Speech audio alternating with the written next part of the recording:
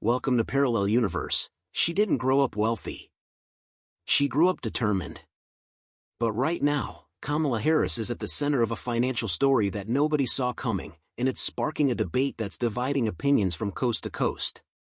Because behind the political career, the historic milestones, and the public persona, there's a deeply personal inheritance story that is raising eyebrows across America.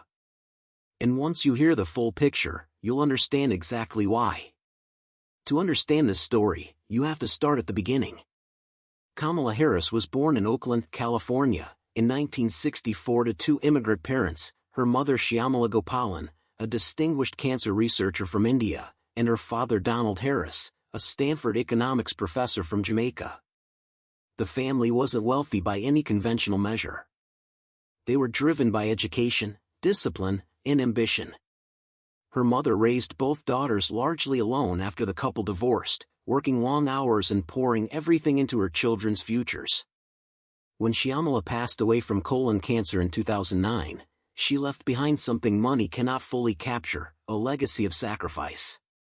But she also left behind tangible assets that would quietly grow in value over the years. Here's where the story gets interesting. Kamala Harris and her husband, entertainment attorney Doug Emhoff, have built a combined net worth estimated between $8 and $10 million, earned through legal careers, book deals, and decades of public service. But beyond their own earnings, family property assets tied to her mother's estate became a quiet financial subplot. The Berkeley area family home, rich with personal history, appreciated dramatically alongside California's skyrocketing real estate market. What was once a modest family residence became a high-value asset. For a woman who spent years prosecuting financial crimes as California's Attorney General, suddenly sitting on significant inherited wealth created an irony that observers were quick to notice. So why is this causing such a reaction? Critics point to the contrast between Harris's public image as a working-class champion and her growing financial portfolio. Supporters argue that inherited wealth is something millions of Americans navigate, and that it says nothing about a person's values or vision. The conversation has reignited broader debates about wealth, privilege, and authenticity in American public life.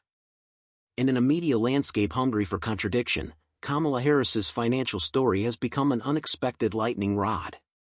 But here's what makes this story genuinely moving. Shyamala Gopalan arrived in America with ambition and very little else. She built a career, raised a future vice president, and left behind assets that quietly tell the story of the immigrant dream at its most complicated and most human. Kamala has spoken often about her mother's influence, crediting her with the drive that carried her through every courtroom, every campaign, and every barrier she broke. Whatever your politics, this is ultimately a story about a daughter honoring a mother's journey. And that story, it turns out, is still very much being written. Kamala Harris may no longer hold office, but she is far from out of the conversation. And if this chapter has taught us anything, it's that the most revealing stories about public figures rarely happen on a debate stage.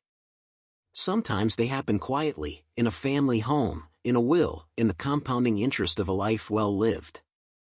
Don't go anywhere, because our next story is just as surprising.